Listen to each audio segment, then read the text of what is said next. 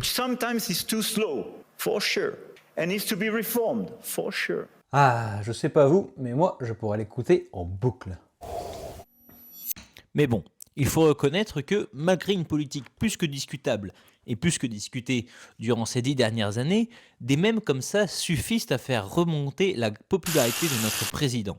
Et ça, certains le dénoncent, à raison, mais aussi un peu à tort. Quand on s'engoue comme ça de notre cher président, il y a souvent un arrière-goût de plaisir coupable, parce qu'on sait que ça fait de l'ombre à tout ce qu'il fait en tant que président et qu'on apprécie moyen, mais en même temps, au moindre For sure. on lui pardonne tout et on joue les fangirls. Alors, pourquoi on ne peut pas faire les fangirls en paix?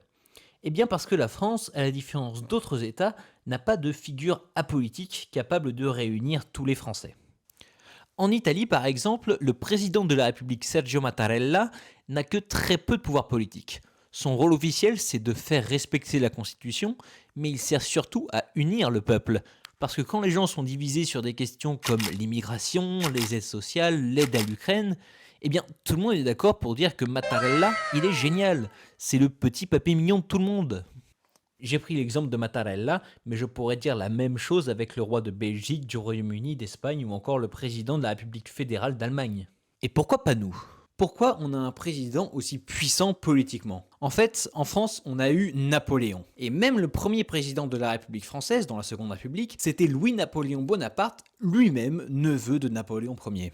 Le rôle du président de la République qu'on a aujourd'hui se rapproche en fait bien plus de celui de la Troisième République. Mais cette Troisième République-là, elle est née à la fin du Second Empire de Napoléon III.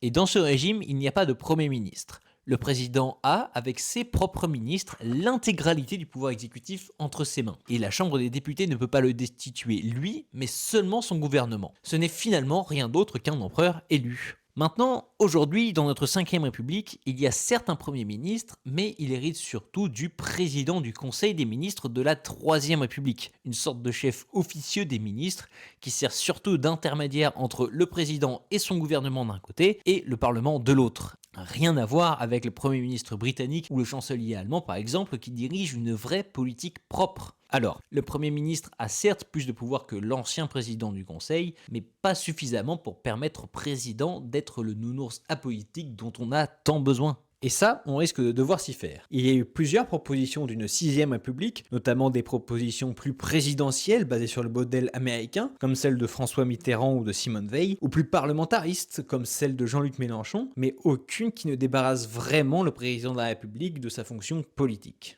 Je vais vous laisser débattre de tout ça en commentaire. Moi, en attendant, je vais profiter de mon nouveau plaisir coupable préféré.